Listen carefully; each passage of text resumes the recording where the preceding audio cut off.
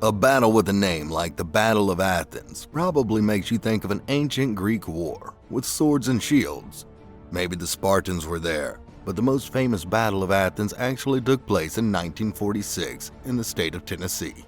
The Battle of Athens, sometimes known as the McMinn County War, was a rebellion led by citizens in the town of Athens and Etowah, Tennessee.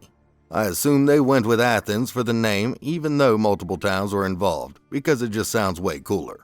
They revolted against the local government in August 1946.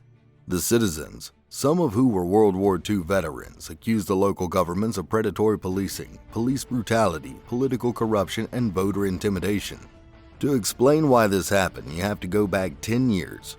Tennessee politics were mostly controlled by a political machine run by E.H. Crump. Crump introduced a candidate, Paul Cantrell, to run for sheriff in McMinn County. Cantrell came from a very wealthy family in Etowah. He ran as a Democrat, but mostly just ran on the coattails of FDR's presidential victory. In 1936, the E.H. Crump political machine based in Memphis, which controlled much of Tennessee, extended to McMinn County with the introduction of Paul Cantrell as the Democratic candidate for sheriff. Cantrell, who came from a wealthy and influential family in nearby Etowah, tied his campaign closely to the popularity of the Roosevelt administration. Cantrell rode FDR's coattails to victory over his Republican opponent in what came to be known as the vote grab of 1936, which delivered McMinn County to Tennessee's Crump machine. The sheriff and all of his deputies were paid under a fee system. They got money for every person they booked, incarcerated, and released. I'm sure you can see how this would cause problems. At first, they mostly targeted tourists and travelers so that the locals wouldn't get too mad. Buses that drove through the county would get pulled over and the passengers would randomly get tickets for public drunkenness, even if they weren't drunk at all. Between 1936 and 1946, the cops handed out $300,000 worth of these fake fines.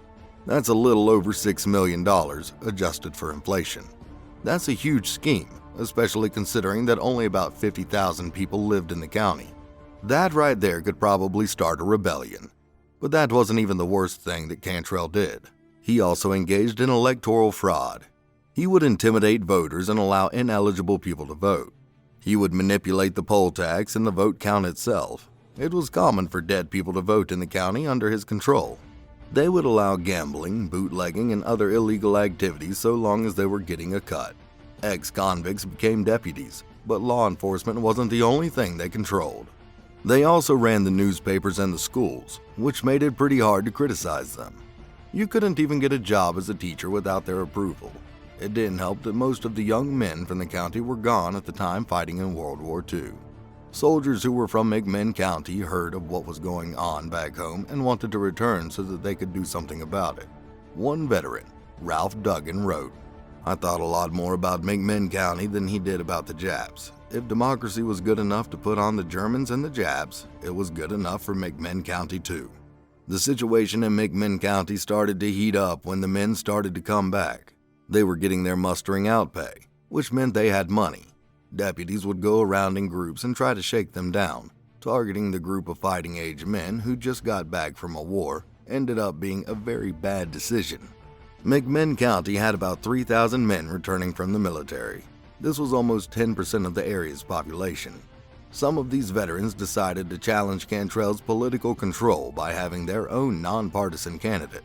They held meetings where you needed a veteran ID to get in to prevent their group from being infiltrated. They ran Republican and Democratic candidates because that really wasn't what they cared about. They mostly just wanted Cantrell gone.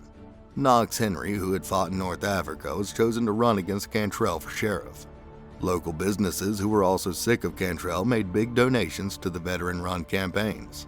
Many citizens, however, thought that the whole thing was doomed. Cantrell would just rig the election anyway. But the veterans were well aware of the sheriff's methods. This is when things really started to get serious. The veterans put together a sort of militia composed of 30 armed men that would prevent voter intimidation at the polls. Cantrell also stepped up his efforts. Before the election, he hired 200 deputies, mostly from nearby counties. Some he even got from out of state. He paid them $50 a day, which is $664 adjusted for inflation. The conflict began on the day of the vote. One of the corrupt cops prevented an old black farmer named Tom Gillespie from voting at the waterworks polling place. Gillespie and one of the veterans who was there objected, and the cop hit Gillespie with brass knuckles. Gillespie tried to run away, but the cop shot him in the back. This was the first shot of the battle. The sheriff arrived at the waterworks and ordered it to be shut down. The veterans arrived soon after. 2 of them were taken captive by the deputies.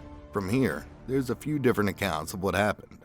It was a chaotic situation, and there are multiple versions of the event. Some say the men who were taken broke through a window and escaped. Others say that there was a standoff with guns drawn. Either way, they escaped and the situation escalated further. More deputies were sent to catch the veterans who were detained, but they ended up being taken hostage themselves. The veterans took 7 of the deputies out into the woods miles away from Athens, tied them to trees, and beat them. At another polling place, the situation became even more intense. 2 veterans had been assigned as poll watchers there, Bob Harrell and Leslie Dooley, who had lost an arm in North Africa. The deputies there tried to let a young woman who the veterans believed was underage vote. She wasn't listed in the voter registration. Harrell tried to physically stop the deputies from counting her vote and got hit with a blackjack. The deputies took the ballot box and the veterans to the nearby jail. Bill White, one of the veteran leaders, ordered some men to break into the National Guard armory to steal weapons. He thought the situation was going to escalate beyond just the pistols they had on them.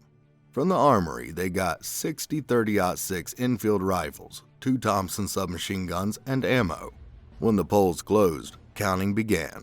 The candidates that the veterans supported all had huge leads. However, when the veterans realized that some ballot boxes had been taken to the jail, they suspected that the sheriff's shenanigans hadn't ended. The veterans took control of the second floor of the bank across the street from the jail. This is another point from which accounts vary. It's unclear how exactly the actual battle started, but the veterans demanded that the ballot boxes be brought out, and the deputies refused. So the veterans opened fire on the jail. According to some witnesses, the battle lasted hours and was a prolonged firefight. The veterans saw this as the last battle. Either they won now and got rid of Cantrell, or the next day they would be arrested by overwhelming reinforcements. Possibly the National Guard. They repeatedly demanded that the deputies surrender and come out with the ballots, but they held out. They attempted to set the jail on fire with Molotov cocktails, but they couldn't get within throwing distance. During the battle, an ambulance pulled up to the jail. The veterans stopped firing since they believed it was there to pick up wounded men, but no wounded men came out. Instead, Cantrell jumped in and was driven to safety out of town. He abandoned his deputies to fight on without him. Eventually, it was dynamite that ended the battle. Yes, this was a battle in an American town between veterans and cops that involved not just guns but explosives. One of the veterans managed to crawl up to the door of the jail without getting shot and planted dynamite. They breached the jail. Once the veterans were inside, the fighting ended. The deputies that could still stand surrendered, and the veterans took the ballot boxes. They discovered that inside the jail, Cantrell's men had been attempting to rig the election by manipulating the ballot count. But because they were forcibly stopped, the veteran candidate Knox Henry ended up winning the election. All of the other veteran-backed candidates won as well. Surprisingly, the Battle of Athens had no fatalities. A few veterans were injured in the firefight, and many deputies were severely injured, but nobody died. The veterans, who were reportedly only about 60 men strong, managed to defeat over 200 deputies to save the town. It's likely that having just come back from a real war, they were way more prepared than the cops, most of whom had probably never seen action before. Cantrell not only survived the battle, but continued to live in McMinn County. He worked at a natural gas company. His political machine having been defeated, nobody really cared to hunt him down and murder him.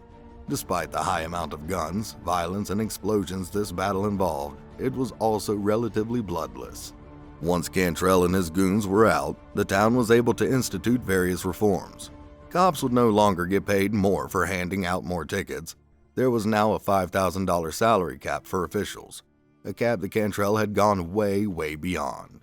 The gambling houses that he had run were also raided and demolished. The old deputies were forced to resign and were replaced.